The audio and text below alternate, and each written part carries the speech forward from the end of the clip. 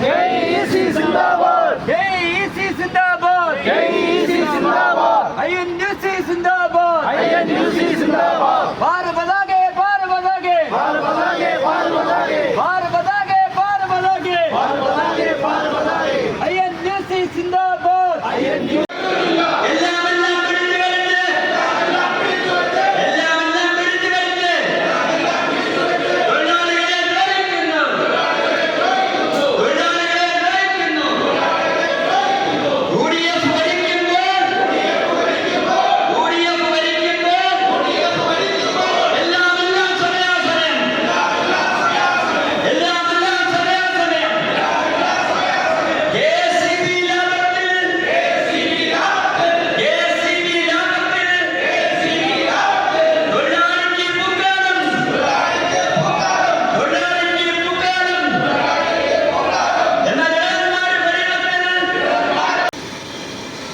Labour കോഡുകൾ വിഷയം, വൈദ്യുതി നിയമ ഭേദഗതി ബില്ല്, ലേബർ കോഡുകളിലൂടെ മിന്നൽ പണിമുടക്ക് ഉൾപ്പെടെയുള്ള ജനാധിപത്യ തൊഴിലാളി അവകാശങ്ങൾ നിഷേധിച്ച നടപടികൾക്കെതിരെയാണ് നമ്മുടെ പണിമുടക്കും അതുപോലെ തന്നെ ഈ പ്രതിഷേധ ഫലം.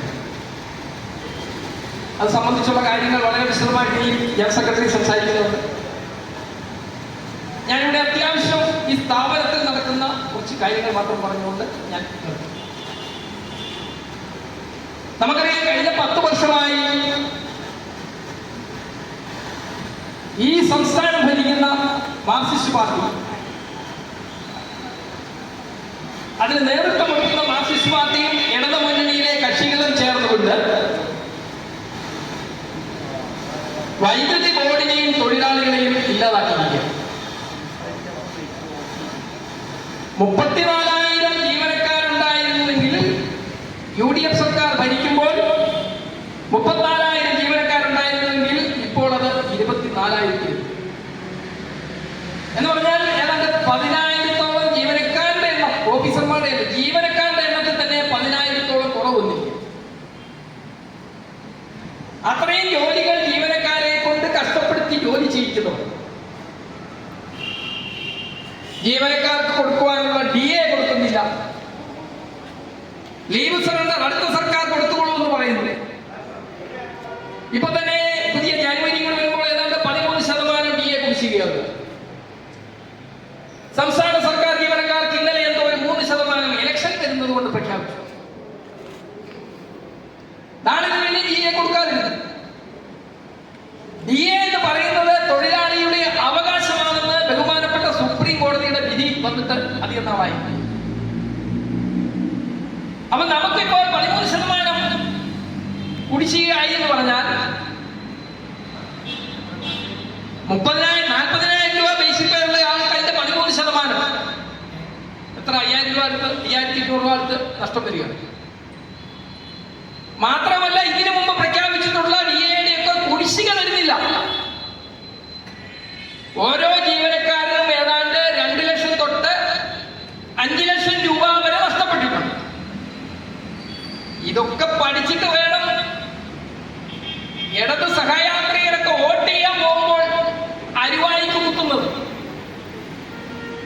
എന്ത് വന്നാലും കുഴപ്പമില്ല എന്ന് പറയുന്ന ഒരു ഭാഗം ആൾക്കാരുണ്ട്. ബഹുമാനപ്പെട്ട പ്രതിപക്ഷ നേതാവ് പറഞ്ഞ പോലെ യഥാർത്ഥ ഇടതുപക്ഷക്കാര് അങ്ങനെ പറയില്ല, അവർ ചിന്തിച്ചോട്ടി. വ്യാജമായിട്ട് കബളിപ്പിച്ച് നിൽക്കുന്ന ഇടതുപക്ഷക്കാര് അവരുടെ മേലധികാരികൾ എന്ത് പറഞ്ഞു കൊടുത്താലും അതിനെ ഉൾക്കൊണ്ടുകൊണ്ട് കണ്ണുമടച്ചു കുത്തുന്ന സമീപനം. തൊഴിലാളികളെ കഴിഞ്ഞ 9.5 വർഷമായിട്ട് ഉപദ്രവിച്ചതിന്റെ മറുപടി കൊടുക്കുവാനുള്ള ഒരു അവസരമാണ് നടക്കുവാൻ പോകുന്ന നിയമസഭാ തെരഞ്ഞെടുപ്പ്. DA സംബന്ധിച്ച് നമ്മൾ കോടതിയിൽ കേസിന് പോയപ്പോൾ ബഹുമാനപ്പെട്ട പട്ടം വാർഡ് കൗൺസിൽ നമ്മുടെ പ്രിയപ്പെട്ട ശ്രീമതി രേഷ്മ ഇവിടെ എത്തിയിട്ടുണ്ട്. ഈ യോഗം ഉദ്ഘാടനം ചെയ്യുന്നത് രേഷ്മയാണ്. ഞാൻ 5 മിനിറ്റ് നിർത്തി രേഷ്മ സംസാരിച്ചിട്ട് പിന്നെ സംസാരിച്ചോളാം. പട്ടം വാർഡെന്ന് പറയുമ്പോൾ തിരുവനന്തപുരത്തിന്റെ ഹൃദയഭാഗമാണ്. ഈ വാർഡ് ഞങ്ങൾ 10 വർഷത്തിന് ശേഷമാണ് പിടിക്കുന്നത്. രേഷ്മയിലൂടെയാണ് പിടിക്കുന്നത്. ആദ്യത്തെ 5 വർഷം BJPയുടെ കയ്യിലായിരുന്നു. കഴിഞ്ഞ 5 വർഷം ഇടതുപക്ഷത്തിന്റെ കയ്യിലായിരുന്നെങ്കിൽ ആ വാർഡാണ് തിരിച്ചു പിടിച്ചു. അപ്പോൾ നാട്ടുകാരുടെ ഇടയ്ക്ക് ജനങ്ങളുടെ പ്രശ്നങ്ങളിൽ ഓടിയെത്തുകയാണ്. സത്യത്തിൽ കറക്റ്റ് 1:15 വരെ പറഞ്ഞത് എത്താൻ പറ്റാത്തതിന്റെ കാരണം ഇതാണ്. രാവിലെ തൊട്ട് എല്ലാ പ്രശ്നങ്ങളിലും ഓടിയെത്തുന്ന. ഇന്നലെ തന്നെ ഇവിടെ ഗ്രൂപ്പിൽ കണ്ടു, ഡ്രെയിനേജ് പൊട്ടിയാലും കൗൺസിലറുടെ പണിയാണ്. എന്ത് വന്നാലും ആൾക്കാർ കൗൺസിലറെ വിളിക്കുന്നു. അങ്ങനെ ഓടി നടക്കുന്ന. പിന്നെ രശ്മിക്ക് ഒരു പ്രത്യേകതയുണ്ട്. ഇവിടുത്തെ സമരങ്ങൾക്ക്, യൂത്ത് കോൺഗ്രസിന്റെ സമരങ്ങൾക്ക് നേതൃത്വം കൊടുക്കുന്ന വ്യക്തിയാണ് രശ്മ. സെക്രട്ടേറിയറ്റിന്റെ ബാരിക്കേഡ് മറികടന്ന് സമരം ചെയ്യുന്ന ഒരു വനിത എന്ന് പറയുമ്പോൾ ഞങ്ങൾക്കൊക്കെ ഒരു അഭിമാനമാണ്. ആ അഭിമാനത്തിലാണ് ഞങ്ങൾ ഇലക്ഷനിൽ നേരിട്ടതും 10 വർഷമായിട്ട് കിട്ടാതിരുന്ന ഈ വാർഡ് നമ്മൾ തിരിച്ചു പിടിച്ചത്. അതുകൊണ്ട് രേഷ്മയെ ഞാൻ സ്വാഗതം ആദ്യം പറഞ്ഞെങ്കിലും രേഷ്മ വരുന്നതിന് മുമ്പാണ് സ്വാഗതം പറഞ്ഞത്. ഇവിടുത്തെ ഡിവിഷൻ കമ്മിറ്റിക്കും നിങ്ങൾക്ക് ഓരോരുത്തർക്കും വേണ്ടി ഞാൻ രേഷ്മയെ സ്വാഗതം ചെയ്യും. അപ്പം ഞാൻ കുറച്ച് കാര്യങ്ങൾ പറയാനൊക്കെ ഉണ്ട്. രേഷ്മയ്ക്ക് ഇതുപോലെ ഓരോ മീറ്റിങ്ങുകൾ മാത്രമല്ല, നമുക്കറിയാം വാർഡുമായിട്ടൊക്കെ ബന്ധപ്പെട്ടാലാണ് നമുക്ക് വിഷയം അറിയാവുന്നത്. നമ്മളുടെ കയ്യിൽ ഇപ്പം ഭരണം നമ്മുടെ കയ്യിലല്ല. അപ്പോൾ ആൾക്കാരുടെ വിഷയം വരുമ്പോൾ നമ്മുടെ ആൾക്കാരുടെ വിഷയങ്ങൾ പരിഹരിക്കണം, മറ്റുള്ളവരുടെ വിഷയം പരിഹരിക്കണം. അപ്പോൾ എല്ലായിടത്തും ഓടിയെത്തേണ്ടതാണ്. അതുകൊണ്ട് ഉദ്ഘാടന കർമ്മം നിർവഹിക്കുന്നതിന് വേണ്ടി ക്ഷണിക്കുകയാണ്. അതിനുശേഷം ഞാൻ സംസാരിച്ചോളാം. നമുക്കിവിടെ സംസാരിക്കാൻ സമയമുണ്ട്. കാരണം എന്താണെന്ന് ചോദിച്ചാൽ 2 മണിയായിരുന്നു പണ്ട്. ഇപ്പം അങ്ങനൊന്നും ഇല്ല. ഇവിടെ പെരട്ട നാടകം നടത്തിയപ്പോൾ എത്ര മണിക്കൂർ നടത്തി? 5 മണി വരെ സഹാക്കന്മാർ നിർത്തി. നമ്മൾ ചിലപ്പോൾ 4 മണി വരെ നടത്തും. നമ്മളെ ആരും നിങ്ങളൊന്നും പേടിക്കണ്ട, അതൊക്കെ നമ്മളിവിടെ 4 നിയമങ്ങളാക്കി മാറ്റിയിരിക്കുകയാണ്. അതുകൊണ്ട് തൊഴിൽ മേഖലയിലെ എല്ലാ തൊഴിലാളികളെയും ബാധിക്കുന്ന വിഷയമായി മാറിയിട്ടുണ്ട്. ഇന്ന് യൂത്ത് കോൺഗ്രസിൻ്റെ ജില്ലാ ജനറൽ സെക്രട്ടറി എന്നാണ് പറഞ്ഞത്. പട്ടം കൗൺസിലിനുപരി ഞാൻ യൂത്ത് കോൺഗ്രസിൻ്റെ ജില്ലാ ജനറൽ സെക്രട്ടറിയാണ്. ഇപ്പോഴത്തെ ഗവൺമെൻറ്റിൻ്റെയും കേന്ദ്ര ഗവൺമെൻറ്റിൻ്റെയും പല പ്രതിഷേധാത്മകമായി ഞാൻ രാജ്ഭവനിലും സെക്രട്ടേറിയറ്റിന് മുന്നിലും നിയമസഭയിലൊക്കെ സമരത്തിന് പോയിട്ടുണ്ട്. അതായത് ജനങ്ങളുടെ ആവശ്യങ്ങൾക്ക് വേണ്ടിയാണ് പോയത്, എൻ്റെ ആവശ്യങ്ങൾക്ക് വേണ്ടിയല്ല പോയിട്ടുള്ളത്. പല കേസിൽ ഇപ്പോഴും 10-22 കേസുകൾ പ്രതിയാണ്. ജാമ്യമില്ല വകുപ്പുകളെല്ലാം ഉണ്ട്. ഇന്ന് യൂത്ത് കോൺഗ്രസിൻ്റെ ജില്ലാ ജനറൽ സെക്രട്ടറി എന്ന പോസ്റ്റിൽ ഇരിക്കുമ്പോൾ 34,000 പേരടങ്ങുന്ന ഒരു എംപ്ലോയീസ് ഉണ്ടായിരുന്ന KSEBയിൽ ഇന്ന് 20,000-ഓളം പേരേ ഉള്ളൂ. കാരണം ഏറ്റവും കൂടുതലും ഇവിടെ KSEBയിൽ 10ാം ക്ലാസ് പാസ്സായാലോ അല്ലെങ്കിൽ തോറ്റിരുന്നാൽ പോലും ജോലി കിട്ടുന്ന ഒരു മേഖലയാണ് KSEB. ഇത്രയും ജോലി, ഏറ്റവും കൂടുതൽ തൊഴിലവസരം ഉള്ളിടത്ത് ഇന്ന് ജോലി ഇല്ലായ്മയാണ്. പല കുട്ടികളും അല്ലെങ്കിൽ തൊഴിലില്ലായ്മയായി വീട്ടിലിരിക്കുന്നു. അനധികൃത നിയമങ്ങൾ നടത്തുകയും പിൻവാതിൽ കൂടെ നിയമനം നടത്തി രാഷ്ട്രീയ പാർട്ടികൾക്ക് വേണ്ടി അവരുടെ ആൾക്കാരെ മാത്രം മുൻനിർത്തിക്കൊണ്ട് പ്രവർത്തനം നടത്തുന്നതാണ് ഇന്ന് കാണാൻ സാധിക്കുന്നത്. അതുകൊണ്ട് തന്നെ നമ്മളിപ്പോൾ ഇതിൽ പ്രതിഷേധിക്കുമ്പോൾ ഏറ്റവും കൂടുതൽ ഇവിടെ ഇപ്പോൾ കുറച്ച് ലേബേഴ്സേ ഉള്ളൂ, അല്ലെങ്കിൽ കുറച്ച് എംപ്ലോയീസാണ് ഇന്ന് ഇവിടെ കാണുന്നത്. എന്നാലും നല്ല രീതിയിൽ മികവ് പുലർത്തുന്നുണ്ട് ഉള്ളവർ വെച്ചായിരുന്നാലും. പക്ഷേ ഇനി നമ്മുടെ സർക്കാർ ഭരണത്തിൽ വരും, അതായത് കുറച്ച് മാസങ്ങൾ കഴിഞ്ഞാൽ നമ്മുടെ സർക്കാർ തന്നെയാണ് ഭരണത്തിൽ വരുന്നത്. അന്ന് ഈ 34,000 എന്നോ ഇപ്പോൾ 20,000 എന്നുള്ളത് വീണ്ടും 34,000 ആക്കാനുള്ള എല്ലാ നടപടിയും സ്വീകരിക്കും എന്ന് ഉറപ്പുവരുത്തുന്നു. അപ്പൊ പിന്നെ അങ്ങേക്കും ഞങ്ങൾക്കൊക്കെ എങ്ങനെയാ സഹോദരൻ ശമ്പളം കിട്ടുന്നത്? ശമ്പള വിഷയക്കാരന് അംഗീകാരമില്ലെങ്കിൽ ശമ്പളം തരാൻ പറ്റും? ശമ്പള വിഷയക്കാരന് അംഗീകാരമില്ലെങ്കിൽ ചെയർമാൻ ശമ്പളം എഴുതിയെടുക്കാൻ പറ്റുമോ? കരാറിന് അംഗീകാരമില്ലെങ്കിൽ ചെയർമാൻ പറയും ഞാൻ IAS ആണ്, ഓക്കെ. ബാക്കിയുള്ള ഡയറക്ടേഴ്സുകാർക്ക് ഡയറക്ടേഴ്സിന് ശമ്പളം എഴുതിയെടുക്കാൻ പറ്റുമോ? 2016 കരാറിന് അംഗീകാരമില്ലെങ്കിൽ പിന്നെ 21 നടത്തി. അപ്പൊ 21 അംഗീകാരമില്ല എന്നാണ് ഇപ്പോൾ പറയുന്നത്. അപ്പൊ ഇപ്പോൾ ആകപ്പാടെ ഇന്നലെ വീണ്ടും ഒരു ഉത്തരവിറക്കി എന്ന് പറയുന്നു, KSEB, KSRTC തുടങ്ങിയ സ്ഥാപനങ്ങളിലെ ശമ്പള പരിഷ്കരണം സർക്കാർ അറിഞ്ഞു. ചേട്ടാ, സർക്കാർ അറിഞ്ഞോ? ഞങ്ങൾക്ക് നിങ്ങൾ അറിഞ്ഞോ? അത് അറിയണമെന്ന് നിങ്ങൾ പറയേണ്ട കാര്യമില്ലല്ലോ. അടിച്ചിട്ട് ഇത് അറിയാമെന്ന് പറയേണ്ട കാര്യമില്ല. അപ്പൊ ശമ്പള പരിഷ്കരണം അടുത്തത് ഡ്യൂ ആയി ഞങ്ങൾ ഇതൊക്കെ കൊടുത്തിരിക്കുക. അതിനെക്കുറിച്ചും ഇന്നിപ്പോ പറയുന്നില്ല. നമ്മൾ വീണ്ടും വിശദമായ യോഗം നോക്കുമ്പോഴേ പറയുന്നുള്ളൂ. കാരണം അതൊന്നും പറഞ്ഞാൽ ഇവിടുത്തെ യോഗം നമുക്ക് തീരില്ല. ഇപ്പൊ ബോർഡ് ലാഭത്തിലാണ്, ഇടയ്ക്കിടയ്ക്ക് പത്രത്തിൽ ഇടയ്ക്കിടയ്ക്ക് വരും ബോർഡ് നഷ്ടത്തിലാണെന്ന് വരും. ലാഭത്തിലാണ്. പിന്നെ വൈദ്യുതി ചാർജ് 3-4 പ്രാവശ്യം കൂട്ടി സർക്കാർ വന്നപ്പോൾ വൈദ്യുതി ചാർജ് കൂട്ടുന്നതിനൊന്നും നമ്മളെതിരല്ല. ഒരു സ്ഥാപനത്തിൽ ജോലി ചെയ്യുമ്പോൾ നമ്മുടെ സ്ഥാപനത്തിന്റെ നിലനിൽപ്പിനായി വൈദ്യുതി ചാർജ് കൂട്ടിയാൽ നമ്മളെതിരല്ല. പക്ഷേ 4 പ്രാവശ്യം കൂട്ടിയതെതിരായി. കഴിഞ്ഞ 9.5 വർഷം ലഭിച്ച അത്രയും മഴ കേരളത്തിന്റെ ചരിത്രത്തിൽ ആദ്യമായിട്ട് ലഭിച്ചിട്ടില്ല. ആഭ്യന്തര ഉത്പാദനം 30% നടത്തിയിട്ടുണ്ട് ആവറേജ് എന്നും. 4 പ്രാവശ്യം വൈദ്യുതി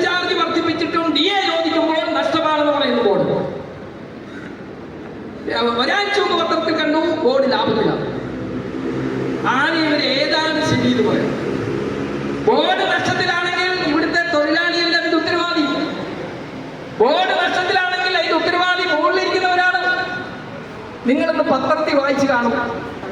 സെക്രട്ടേറിയറ്റിലെ ഉദ്യോഗസ്ഥര് അവർ കടി വാങ്ങിയത് 10 ലക്ഷം രൂപ, അല്ലെ 3 മാസം കടി വാങ്ങിയത് 10 ലക്ഷം രൂപ. സെക്രട്ടേറിയറ്റിലെ ഉദ്യോഗസ്ഥർക്ക് കടിക്ക് ഇത്രയും പൈസയാണ്. അവരുടെ കടി എത്രമാത്രം വലുതാണ്. അപ്പൊ ബോർഡിലെ ഉദ്യോഗസ്ഥരുടെ കടിയുടെ വില നിങ്ങളൊന്ന് പരിശോധിക്കണം. ബോർഡിന്റെ മുകളിൽ ആൾക്കാർ ഇരിപ്പുണ്ട്, അവിടെ ഉണ്ട് ചായയും കടിയൊക്കെ. ഒരു വിവരാവകാശ വെച്ച് എഴുതിയിട്ടാൽ അറിയാൻ പറ്റും ബോർഡിലെ ഉദ്യോഗസ്ഥരുടെ കടി എത്രമാത്രം ഉണ്ട്. അത് 10 ലക്ഷത്തിനപ്പുറം. 40 കോടി കിട്ടുന്ന സ്ഥലം 3.5 കോടിക്ക് വിറ്റവരാണ് ഇവിടെയുള്ളവർ. ഒരു ലൈൻമാൻ ചെറിയൊരു പ്രശ്നമുണ്ടാക്കിയാൽ അവന്റെ കുടുംബം വരെ കൊണ്ടുവരുന്നവരാണ്. അടുത്ത ദിവസം ഒത്തിരി കാര്യങ്ങൾ പറയാനുണ്ട്. അടുത്ത ദിവസം പോലീസ് വിജിലൻസ്, ഇവിടുത്തെ വിജിലൻസ് ഉണ്ടല്ലോ, അവർ കേൾക്കാമോ അറിയില്ലൂടെ? ഇവിടുത്തെ വിജിലൻസ് അല്ല, സ്റ്റേറ്റ് വിജിലൻസ്, KSEBിയുടെ ഓഫീസുകളിൽ പരിശോധന നടത്തും.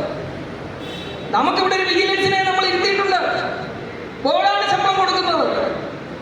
ആ വിജിലൻസ് പരിശോധന നടത്താമല്ലോ. സ്റ്റേറ്റ് വിജിലൻസ് നടത്താനും അധികാരമുണ്ട്, എപ്പോൾ വേണേലും നടത്താം, അതിനൊന്നും തർക്കമില്ല. അവർ പരിശോധന നടത്താൻ സെക്ഷൻ ഓഫീസിൽ ചെന്നിട്ട് ചെയ്ത പണി എന്താണ്? ഓഫീസിൽ ചെന്ന ഉടനെ അവിടെയുള്ള അഭ്യന്തരങ്ങളെ വിളിക്കുന്നു, ലൈൻമാനെ വിളിക്കുന്നു, പോക്കറ്റിലുള്ള പൈസ വിളിക്കുന്നു. പോക്കറ്റ് ഞാൻ പരസ്യമായിട്ട് നമ്മൾ വീഡിയോ ചെയ്തിട്ടുണ്ട്. ഉണ്ടെങ്കിൽ നിങ്ങൾ എതിർക്കുക. ഒരു വ്യക്തിയുടെ പോക്കറ്റിൽ കിടക്കുന്ന പൈസ എടുക്കാൻ ഒരു വിജിലൻസ് ഓഫീസർക്ക് അവകാശമില്ല. SP ലെവലിലുള്ളവരാണെങ്കിൽ IPS എടുത്തവരല്ലേ? ഇവർ എവിടുന്നാണ് IPS എടുത്തത്? പോക്കറ്റിൽ ഓഫീസിൽ വരുമ്പോൾ പോക്കറ്റിൽ പൈസ ഉണ്ടെങ്കിൽ അത് രജിസ്റ്ററിൽ എഴുതണമെന്നാണ് അവർ പറയുന്നത്. അങ്ങനെ ഒരു ഉത്തരവ് ഇറക്കിയാൽ ആ ഉത്തരവ് റെഡ് ചെയ്യുന്നത് സാറന്മാർ അറിഞ്ഞില്ല, പത്രം വായിക്കുന്നില്ലല്ലോ. രാവിലെ ആൾക്കിട്ട് പണി കൊടുക്കാമെന്ന് ഇറങ്ങിയിരിക്കുന്ന ഉദ്യോഗസ്ഥർക്ക് അതിന് സമയമില്ലല്ലോ. അപ്പൊ പോക്കറ്റിൽ കിടക്കുന്ന പൈസ എടുത്തിട്ട് രജിസ്റ്ററിൽ എഴുതിയിട്ട് രജിസ്റ്ററിൽ ജീവനക്കാരനെ കൊണ്ട് ഒപ്പിടിച്ചിട്ട് അപകീർത്തിപ്പെടുത്തിയിട്ട് നാണം കെടുത്തിയിട്ട് ആ ബുക്ക് കൊണ്ട് അവർ പോയി. എന്റെ 500 രൂപ എടുത്താൽ പോക്കറ്റിൽ നിന്ന് എടുത്താൽ എനിക്ക് എഴുതി തരണം, അങ്ങനെ എടുക്കാൻ നിയമമില്ല. എന്നിട്ട് അവരെ വിളിച്ച് പറയാണ്, നിങ്ങളുടെ ബാങ്ക് അക്കൗണ്ട് കാണുമോ? ഓഫീസറെ ബാങ്ക് അക്കൗണ്ട് നോക്കാൻ തനിക്കൊന്നും അവകാശമില്ല. ഇത് ഇവിടെ ഇരിക്കുന്ന സാറന്മാരെങ്കിലും ഒന്ന് അറിയണം. ബോർഡ് ഓഫ് ഡയറക്ടേഴ്സ് ചെയർമാൻ ഉൾപ്പെടെയുള്ളവർ ഇതൊന്നും അറിഞ്ഞിരിക്കും നല്ലതാ. ആർട്ടിക്കിൾ റൈറ്റ് ടു പ്രൈവസി ഭരണഘടനയനുസരിച്ച് നമ്മുടെ അക്കൗണ്ട് നോക്കണമെന്നുണ്ടെങ്കിൽ നമുക്കെതിരെ ഒരു കേസ് ഉണ്ടെങ്കിൽ മാത്രമേ പറ്റൂ. അതിന്റെ വെളിച്ചത്തിൽ നമുക്ക് നോട്ടീസ് അക്കൗണ്ടിൽ ബാങ്കിൽ പോയി എടുക്കാം. അതല്ലാതെ ഒരു ഓഫീസിൽ രാവിലെ വന്നിട്ട് അക്കൗണ്ട് നമ്മുടെ ബാങ്ക് അക്കൗണ്ട് ചോദിക്കും. സെക്ഷൻ ഓഫീസിലൊക്കെ പണിയുന്നവർക്ക് അറിയാം എങ്ങനെ ഓടിക്കുന്നത്. ഒരു പേരെ വിളിച്ച് ഓഫീസിൽ ഇരിക്കുന്ന പോലെ അല്ലല്ലോ. സെക്ഷൻ ഓഫീസിൽ ഓടിക്കണമെന്നുണ്ടെങ്കിൽ ചിലപ്പോൾ സബ്മിറ്റർ കയ്യിൽ നിന്ന് കാശ് കൊടുക്കും. പെറ്റി കോൺട്രാക്ടേഴ്സ്, പെറ്റി കോൺട്രാക്ടർ എന്ന് പറയുന്ന കോൺട്രാക്ടർ ഉണ്ടാണോ? അറിയാമോ? അവർക്ക് ചിലപ്പോൾ 1 മാസം കഴിഞ്ഞാൽ ശമ്പളം കിട്ടുള്ളൂ, ബില്ല് മാറി കിട്ടുള്ളെങ്കിൽ അവർക്ക് ഓടിക്കാൻ പറ്റാതെ. ബോർഡിന്റെ വണ്ടി ഓടിക്കുന്നവർക്കാണ്. അവർക്ക് ചിലപ്പോൾ കയ്യിൽ നിന്ന് പൈസ കൊടുക്കും, അവർ ബില്ല് മാറി കഴിയുമ്പോൾ പൈസ തരും. അപ്പൊ അതൊന്നും പറ്റില്ലെന്ന് അവർ പറയുന്നത്. വേണ്ട, ശരി. അതുകൊണ്ട് ഞാനൊരു കാര്യം പറയാണ്, നാളെ തൊട്ട് KSEBിയിലെ ജീവനക്കാര് ഈ സ്ഥാപനം എങ്ങനെ ഓടിപ്പോകണമെന്നുള്ള ആഗ്രഹം കൊണ്ടാണ് നിങ്ങളത് ചെയ്യുന്നത്. ആ ആഗ്രഹം ഇനി വേണേൽ മാറ്റിവെക്കാം. നമ്മളവിടെ ഇരിക്കുക, പൈസ കിട്ടിയാൽ പണിയിക്കുക. അപ്പൊ പെറ്റി കോൺട്രാക്ടേഴ്സ് ഒക്കെ വരാനാണ്. ഇപ്പൊ തന്നെ 10,000 പേര് ജീവനക്കാർ കുറവല്ലേ? ആ കുറവെന്താണ് നിങ്ങൾ നികത്താത്തത്? ബോർഡിലെ ഏതെങ്കിലും മറ്റു കാര്യങ്ങൾക്ക് കുറവുണ്ടോ? കോൺട്രാക്റ്റിൽ ആളെ എടുത്തോണ്ട് പോവില്ലേ? നമ്മുടെ പരാതിയിൽ എഴുതുന്ന പോലെ 60% കോൺട്രാക്റ്റിൽ 40% പെർമനന്റ് ജീവനക്കാരനുള്ളത്. അപ്പൊ അങ്ങനെയുള്ള ഒരു സാഹചര്യത്തിലൂടെയാണ് ഇത് പൊയ്ക്കൊണ്ടിരിക്കുന്നത്. ലൈൻ പൊട്ടി വീണാൽ, തുരുമ്പിച്ച ലൈൻ പൊട്ടി വീണാൽ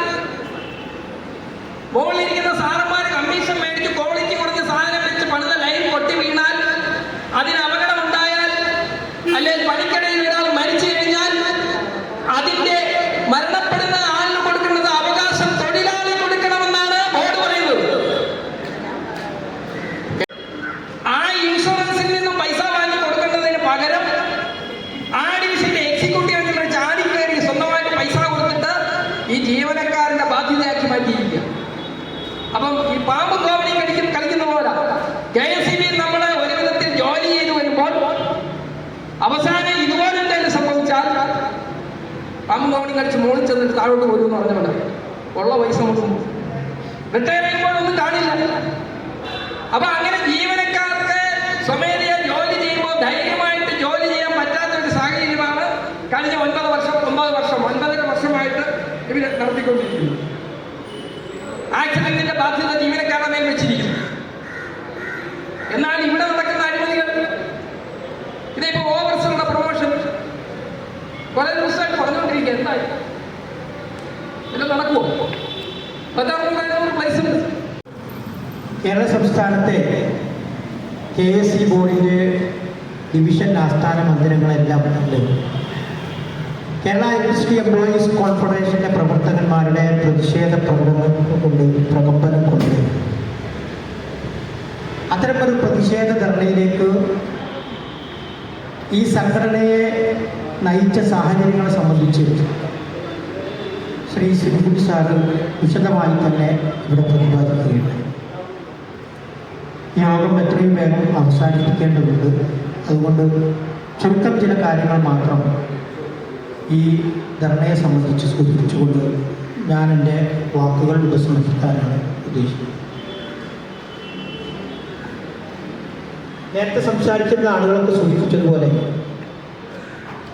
മറ്റൊന്നാണ് ഫെബ്രുവരി 12-ാം തീയതി രാജ്യത്തെ പ്രമുഖ ട്രേഡ് യൂണിയനുകളെല്ലാം ഉൾപ്പെടുന്ന ട്രേഡ് യൂണിയനുകളുടെ സംയുക്ത സമരസമിതി 24 മണിക്കൂർ നീണ്ടു നിൽക്കുന്ന ഒരു ദേശീയ പണിമുടക്കിന് ആഹ്വാനം ചെയ്തിരിക്കുന്നത്. ആ ദേശീയ പണിമുടക്കിന് അഖിലേന്ത്യാ തലത്തിൽ നേതൃത്വം കൊടുക്കുന്നത് INTUC ആണ്. ഈ പണിമുടക്കുമായി ബന്ധപ്പെട്ട് ഉന്നയിക്കുന്ന വിഷയങ്ങൾക്ക് സമാനമായ വിഷയങ്ങൾ ഉന്നയിച്ചുകൊണ്ട് കഴിഞ്ഞ ഒരു ദശാബ്ദക്കാലമായി ഇന്ത്യയിലെ ട്രേഡ് യൂണിയനുകളെല്ലാം വിവിധ തരത്തിലുള്ള പ്രതിഷേധങ്ങളും പ്രക്ഷോഭങ്ങളും നടത്തി. ആ പ്രക്ഷോഭങ്ങൾക്കും പ്രതിഷേധങ്ങൾക്കുമൊക്കെ അന്നും നേതൃത്വം കൊടുത്തത് INTUC. അങ്ങനെ INTUC നേതൃത്വം കൊടുക്കുമ്പോൾ കേരള സംസ്ഥാനത്തും INTUC ഉൾപ്പെടെയുള്ള സംയുക്ത ട്രേഡ് യൂണിയൻ ആഭിമുഖ്യത്തിൽ പണിമുടക്കുമായി ബന്ധപ്പെട്ട പ്രചരണ പ്രവർത്തനങ്ങൾ നടത്തി. ആ പ്രചരണ പ്രവർത്തനങ്ങളിൽ INTUC-ഉം CIT-യും AITC-യും ഒക്കെ ഉൾപ്പെടെയുള്ള ട്രേഡ് യൂണിയനുകൾ സംയുക്തമായാണ് പ്രചരണ പ്രവർത്തനങ്ങളിൽ ഏർപ്പെട്ടിരുന്നത്. ആ പണിമുടക്കുകളുടെ ഭാഗമായി ഈ സ്ഥാപനത്തിൽ കേരള ഇൻഡസ്ട്രി എംപ്ലോയീസ് കോൺഫെഡറേഷൻ പണിമുടക്കുകളുടെ ഭാഗമാകുകയും പ്രചരണ പ്രവർത്തനങ്ങൾ നടത്തുകയും ചെയ്തിരുന്നു. എന്നാൽ കഴിഞ്ഞ കുറേ കാലങ്ങളായി തന്നെ അത്തരത്തിലുള്ള പ്രചരണ പ്രവർത്തനങ്ങൾ നടത്തുമ്പോൾ ഈ സ്ഥാപനത്തിലെ CIT യൂണിയനുമായോ AITC യൂണിയനുമായോ മറ്റു ഇടതുപക്ഷ ട്രേഡ് യൂണിയനുകളുമായോ യാതൊരു തരത്തിലും വേദി പങ്കിടാതെ അവരുമായി സഹകരിക്കാതെയാണ് ഈ സംഘടന അത്തരം പണിമുടക്കുകളിലും പ്രതിഷേധങ്ങളിലും പ്രക്ഷോഭങ്ങളിലുമൊക്കെ ഏർപ്പെട്ടിരുന്നത്. ഇപ്പോൾ ഒരു വർഷമായി കേരളത്തിലെ ജനറൽ INTUC നേതൃത്വവും ഈ സംഘടന കഴിഞ്ഞ ഏതാനും വർഷങ്ങളായി സ്വീകരിച്ചു വരുന്ന ആ സമീപനത്തിലേക്ക് INTUC നേതൃത്വത്തിന് മാറേണ്ടി വന്നു. ഇപ്പോൾ കേരളത്തിലെ ജനറൽ INTUC-യും CIT-യുമായോ AITC-യുമായോ ഒന്നും സഹകരിക്കാതെ UDF ഘടകകക്ഷികളുടെ ട്രേഡ് യൂണിയനുകളുടെ മാത്രം ഒരു വേദി ഉണ്ടാക്കി ആ വേദിയുടെ ആഭിമുഖ്യത്തിലാണ് ഇതുപോലെയുള്ള പ്രതിഷേധ പ്രചരണങ്ങൾ നടത്തുന്നത്. എന്തുകൊണ്ടാണ് ഈ സംഘടന കഴിഞ്ഞ കുറേ കാലങ്ങളായി തന്നെ ഇടത് ട്രേഡ് യൂണിയനുകളുമായി സഹകരിക്കാതെ കേന്ദ്ര ഗവൺമെന്റിനെതിരായ പണിമുടക്കിലും പ്രക്ഷോഭങ്ങളിലും ഏർപ്പെട്ടത് എന്ന് ചുരുങ്ങിയ വായനകളിൽ ഈ യോഗത്തിൽ സൂചിപ്പിച്ചുകൊണ്ട് ഞാൻ എൻ്റെ വാക്കുകൾ ഉപസംഹരിക്കാനാണ് ഉദ്ദേശിക്കുന്നത്.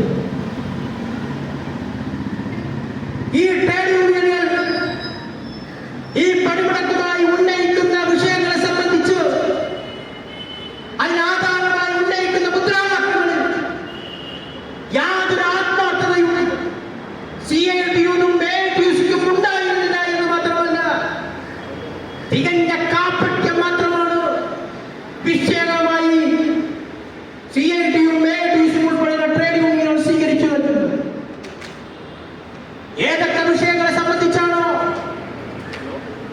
ഇന്ത്യയിലെ ട്രേഡ് യൂണിയനുകൾ പണിമുടക്കിൽ ഏർപ്പെട്ടിരുന്നത് എങ്കിൽ അത്തരം കാര്യങ്ങളിൽ നരേന്ദ്രമോദിയുടെ നേതൃത്വത്തിലുള്ള കേന്ദ്ര ഗവൺമെന്റ് സ്വീകരിക്കുന്നതിനേക്കാളേറെ തീവ്രമായ നയങ്ങൾ സ്വീകരിച്ചു വന്നിരുന്നത് ഒന്നും രണ്ടും പിണറായി വിജയന്റെ ഗവൺമെന്റുകളായിരുന്നു.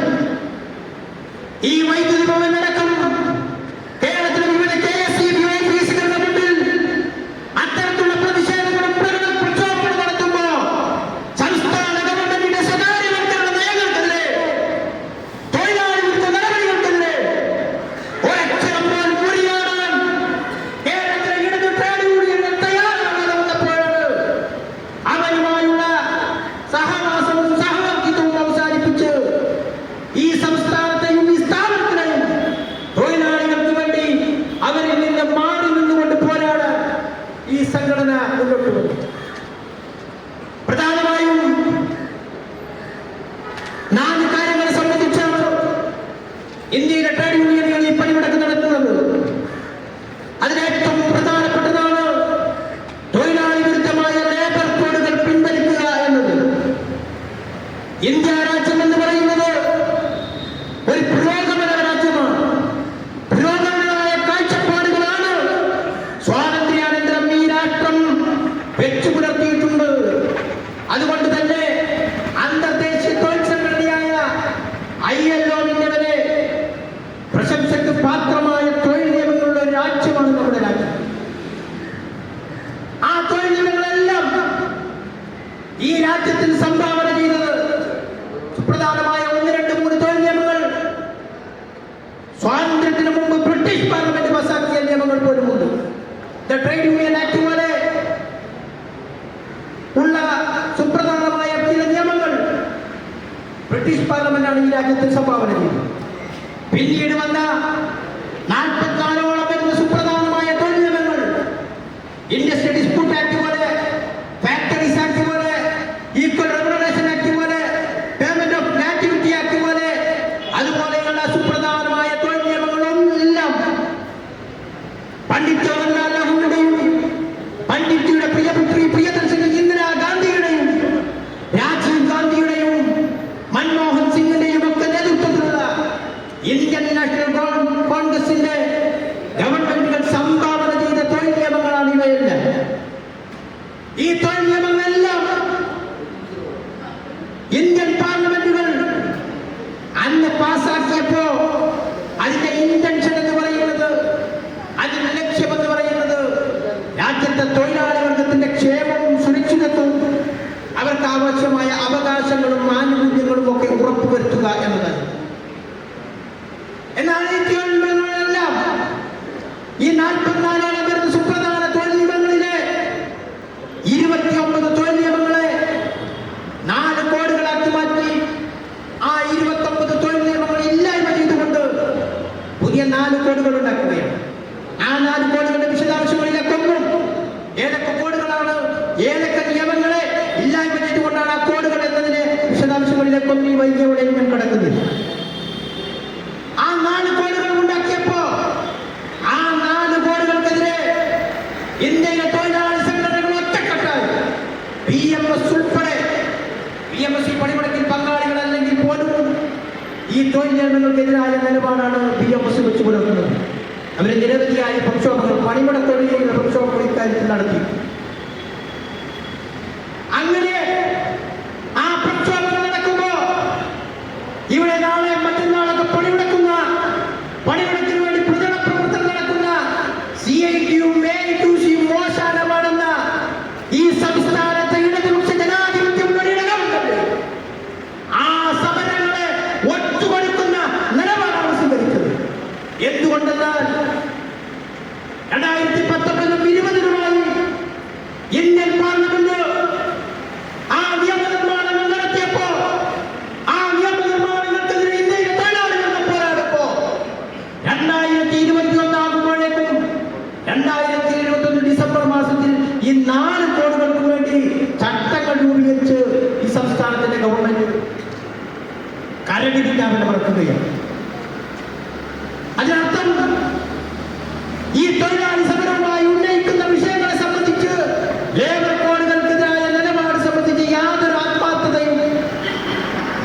പിണറായി വിജയന്റെ നേതൃത്വത്തിലുള്ള ഇടതുപക്ഷ ഗവൺമെന്റിന് ഇല്ല എന്നതാണ്. അറ്റംബർ തൊഴിലാളികളുടെ സമീപനം സ്വീകരിച്ചപ്പോ അതിനെതിരെ ചെറുവിരൽ പോലും മനക്കാത്തവർ മറ്റന്നാൾ നടത്തുന്ന ഈ പണിമുടക്കൽ അവരുടെ തികഞ്ഞ കാപട്യമാണ്. അതുകൊണ്ടാണ് അവരുമായി യോജിച്ചൊരു പണിമുടക്കുന്നത്. ഈ സംഘടനയും ഒടുവിൽ INTUC മുന്നോട്ട് വരാറ്. ഏതൊരു വിഷയത്തെ സംബന്ധിച്ചും ഞാൻ വളരെ വൈകിപ്പോയി ഞാൻ ഏറ്റവും ചുരുക്കുകയാണ്. ഈ പണിമുടക്കിന് ആധാരമായി ഉന്നയിക്കുന്ന ഏതൊരു വിഷയത്തിലും കേരളത്തിലെ ഇടതുപക്ഷ ട്രേഡ് യൂണിയനുകൾക്ക് യാതൊരു ആത്മാർത്ഥതയും മറ്റൊരു വൈദ്യുതി നിയമ ഭേദഗതിയുടെ നീക്കം പിൻവലിക്കണമെന്നതാണ്. നരേന്ദ്രമോദിയുടെ നേതൃത്വത്തിലുള്ള ഭാരതീയ ജനതാ പാർട്ടിയുടെ ഗവൺമെന്റ് 2014 അധികാരത്തിൽ ഏറ്റ അന്ന് മുതൽ വിവിധ ഘട്ടങ്ങളിലായി പല തവണകളിലായി വൈദ്യുതി നിയമം ഭേദഗതിയിലുള്ള ബില്ലുമായി കടന്നു വന്നിട്ടുണ്ട്. 3-4 ബില്ലുകളുണ്ടെങ്കിലും ആ ബില്ലുകളൊക്കെ ഇന്ത്യൻ നാഷണൽ കോൺഗ്രസിന്റെ നേതൃത്വത്തിലുള്ള പ്രതിപക്ഷത്തിന്റെ ശക്തമായ പ്രതിവാദത്തിന് മുമ്പ് ഇന്ത്യൻ പാർലമെന്റിൽ അത് പാസ്സാക്കാൻ കഴിയാതെ പോവുകയാണ് ഉണ്ടായത്.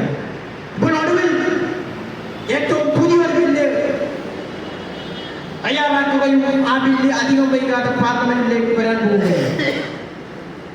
ആ ബില്ലിന്റെ അനന്തരഫലം എന്ന് പറയുന്നത് ഇന്ത്യയിലെ പൊതുമേഖലാ വൈദ്യുതി മേഖല മുഴുവൻ സ്വകാര്യവൽക്കരിക്കപ്പെടുമെന്നതാണ്. അതിന്റെ വിശദാംശങ്ങളിലേക്ക് വൈകിയ വേളയിൽ ഞാൻ പോകുന്നു. ആ നിയമ ഭേദഗതി പിൻവലിക്കണമെന്ന് കേരളത്തിലെ ഇടതുപക്ഷ ട്രേഡ് യൂണിയനുകൾ, ഈ സ്ഥാപനത്തിലെ ഇടതു ട്രേഡ് യൂണിയനുകൾ ആവശ്യം ഉന്നയിച്ചുകൊണ്ട് അവർ ഈ സംസ്ഥാനത്ത് സമരം ചെയ്യുമ്പോൾ ഈ സ്ഥാപനത്തിലെ തൊഴിലാളികളെ അണിനിരത്തി അവർ സമരം ചെയ്യുമ്പോൾ കഴിഞ്ഞ 2-3-4 മാസങ്ങൾക്ക് മുമ്പ് ഇവിടെ നടന്ന സമരത്തെ നാം വിശേഷിപ്പിച്ചതുപോലെ തന്നെ ഇപ്പോഴും വിശേഷിപ്പിക്കുന്നു. ആ സമരം തികഞ്ഞ കാപട്യവും ആഭാസവും. എന്തുകൊണ്ടെന്നാൽ കേരളത്തിലെ പിണറായി വിജയന്റെ ഗവൺമെന്റ് കേരളത്തിലെ വൈദ്യുതി വിതരണ മേഖല സ്വകാര്യവൽക്കരിക്കുമ്പോ അതിനെതിരെ ഒരക്ഷരം പുരിയാതെ കേന്ദ്രത്തിലെ വൈദ്യുതി നിയമ ഭേദഗതിക്കെതിരെ ശബ്ദിക്കാൻ ധാർമ്മികമായി എന്ത് അവകാശമാണ് കേരളത്തിലെ ഇടതുപക്ഷ ട്രേഡ് യൂണിയനുകൾക്കുള്ളത്? കേരളത്തിലെ 250 കോടി രൂപയിൽ പരം ചെലവ് വരുന്ന ഏതൊരു പ്രസരണ പദ്ധതിയും TBCB അടിസ്ഥാനത്തിൽ നടപ്പിലാക്കണമെന്ന് കേന്ദ്ര ഗവൺമെന്റിന്റെ സമ്മർദ്ദത്തെ തുടർന്ന് തീരുമാനിച്ച ഒരു ഗവൺമെന്റാണ് ഈ സംസ്ഥാനത്ത്. 18/10/2025 KSEBയുടെ ഇനിയുള്ള ട്രാൻസ്മിഷൻ പ്രോജക്റ്റുകൾ ഓരോന്നും 250 കോടിയിൽ കവിയുന്ന ഓരോ പ്രോജക്റ്റും അങ്ങനെ നടപ്പിലാക്കൂ എന്ന് പ്രഖ്യാപിച്ചുകൊണ്ട് KSEB പുറത്തുനിന്നൊരു ഉത്തരവ് പുറപ്പെടുവിച്ചു. ആ ഉത്തരവിൽ തന്നെ കൃത്യമായി പറയുന്നു, ഇക്കാര്യം സംസ്ഥാന റെഗുലേറ്ററി കമ്മീഷനുമായും സംസ്ഥാന ഗവൺമെന്റുമായും ബോർഡ് കമ്മ്യൂണിക്കേറ്റ് ചെയ്തിട്ടുണ്ട്, ഗവൺമെന്റിന്റെ അനുമതി വാങ്ങിയിട്ടുണ്ട് എന്ന് ആ ഉത്തരവിൽ വ്യക്തമായി പരാമർശിക്കുന്നു. എന്ന് വെച്ചാൽ കേരളത്തിന്റെ പ്രസരണ മേഖല, പ്രസരണ പ്രവർത്തനങ്ങൾ, പ്രസരണ മേഖലയുടെ പുതിയ സ്ട്രക്ചറുകൾ മുഴുവൻ സ്വകാര്യ കുറ്റങ്ങൾക്ക് കൈമാറുവാൻ തീരുമാനമെടുത്ത ഈ ഗവൺമെന്റിനെ ശക്തിക്കാത്ത CITU-നും AITC ഉൾപ്പെടെയുള്ള ഇടതുപക്ഷ ട്രേഡ് യൂണിയനുകൾക്ക് വൈദ്യുതി നിയമ ഭേദഗതിക്കെതിരെ ശബ്ദിക്കുവാൻ എന്ത് ധാർമ്മികമായ അവകാശമാണ്? അതുകൊണ്ടാണ് ഈ പണിമുടക്കിന് ആത്മാർത്ഥമായി നേരിടുന്ന സമീപിക്കുന്ന ഒരേ ഒരു സംഘടന Kerala electricity employees confederation INTUC മാത്രമാണ്. മറ്റുള്ളവരൊക്കെ ഇത് സംബന്ധിച്ചൊരു കപട നാടകമാടുകയാണ്. ആ കപട നാടകം തിരിച്ചറിയുവാനും ഈ പണിമുടക്ക് സമരം വിജയിപ്പിക്കുവാനും ഈ സ്ഥാപനത്തിലെ തൊഴിലാളികൾ മുന്നോട്ട് വരണമെന്ന് അഭ്യർത്ഥിച്ചുകൊണ്ട് ഒരൊറ്റ കാര്യം സൂചിപ്പിച്ചുകൊണ്ട് ഞാൻ അവസാനിപ്പിക്കുകയാണ്. നേരത്തെ ശ്രീ സാറ് പരാമർശിച്ച കാര്യമാണ്. ഈ ഫെബ്രുവരി മാസം 1-ാം തീയതി തൊട്ട് പുറത്തിറങ്ങുന്ന വൈദ്യുതി ബില്ലിൽ പവർ കട്ടില്ലാത്ത 10 വർഷങ്ങൾ, പവർ കട്ടും ലോഡ് ഷെഡിങ്ങും ഇല്ലാത്ത 10 വർഷങ്ങൾ എന്ന ഒരു പരസ്യവാദ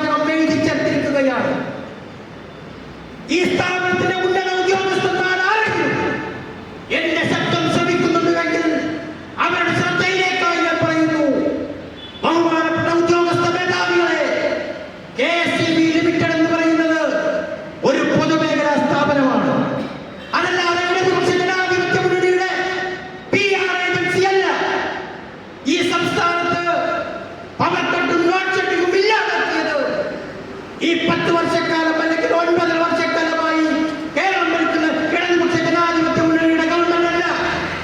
ഈ സ്ഥാപനത്തിലെ പവർ കട്ടുമായി ലോഡ് ഷെഡിങ്ങുമായി ബന്ധപ്പെട്ട ഉത്തരവുകളും രേഖകളും പരിശോധിച്ചാൽ ഒരു കാര്യം വ്യക്തമാവും. 2013 ജൂൺ 30 ശേഷം ഷെഡ്യൂൾ ചെയ്ത പ്രഖ്യാപിതമായ ഒരു പവർ കട്ടും ലോഡ് ഷെഡിങ്ങും സംസ്ഥാനത്തില്ല. 2013 ജൂൺ 30 ശേഷം എണ്ണുമ്പോ 10 വർഷമേ ആയിട്ടുള്ളൂ എന്നാണ് നിങ്ങൾ കണക്കാക്കുന്നതെങ്കിൽ നിങ്ങളെ കണക്ക് ഘടിപ്പിച്ച അധ്യാപകന്മാർക്ക് എന്തോ തകരാറുണ്ട്. അതല്ല എങ്കിൽ ഈ സംസ്ഥാനത്തെ ഇടതുപക്ഷ ജനാധിപത്യ മുന്നണിക്ക് വേണ്ടി രാഷ്ട്രീയ പ്രചരണത്തിൽ ഏർപ്പെടുന്ന നിലപാടാണോ ഈ സ്ഥാപനത്തിലെ ഉന്നത ഉദ്യോഗസ്ഥന്മാർ സ്വീകരിക്കുന്നത്? ഇതൊരു പൊതുമേഖലാ സ്ഥാപനമാണ്. 10 വർഷമായിട്ടാണ് ഈ സംസ്ഥാനത്ത് പവർ കട്ടും ലോഡ് ഷെഡിങ്ങും ഇല്ലാത്തത് എന്ന് നിങ്ങൾ ഈ സംസ്ഥാനത്തെ വൈദ്യുതി ഉപഭോക്താക്കളുടെ മുമ്പിലെത്തുന്ന വൈദ്യുതി ബില്ല് എഴുതി ചേർക്കുമ്പോൾ പച്ചക്കള്ളമാണത്. ആ പച്ചക്കള്ളം പ്രചരിപ്പിക്കാൻ പ്രചരിപ്പിക്കുന്നത് ഒരു പൊതുമേഖലാ സ്ഥാപനത്തിന്റെ അന്തസ്സിന് ചേർന്നതല്ല. അതുകൊണ്ട് ഇടതുപക്ഷ ജനാധിപത്യ മുന്നണിക്ക് വേണ്ടി അധികാര ദുർവിനിയോഗമാണ് ഈ സ്ഥാപനത്തിന്റെ ഉന്നത ഉദ്യോഗസ്ഥന്മാർ പുലർത്തുന്നത്. അതുകൊണ്ട് നേരത്തെ ശിവകുടി സാറിനോട് സൂചിപ്പിച്ചതുപോലെ ഏതാനും മാസങ്ങൾ കഴിഞ്ഞാൽ ഈ സംസ്ഥാനത്ത് ഐക്യ ജനാധിപത്യ മുന്നണിയുടെ നേതൃത്വത്തിലുള്ള ഒരു ഗവൺമെന്റ് അധികാരത്തിലേറുക തന്നെ ചെയ്യും. അതുകൊണ്ട് ഇത്തരത്തിലുള്ള അധികാര ദുർവിനിയോഗവും ക്രമക്കേടുകളും അഴിമതിയും നടത്തിയ മുഴുവൻ കാര്യങ്ങളെക്കും സംബന്ധിച്ചും സമഗ്രമായ അന്വേഷണവും ആ ഗവൺമെന്റിന്റെ ഭാഗത്തുനിന്നുണ്ടാവുമെന്ന കാര്യത്തിൽ ഒരു സംശയവും വേണ്ട.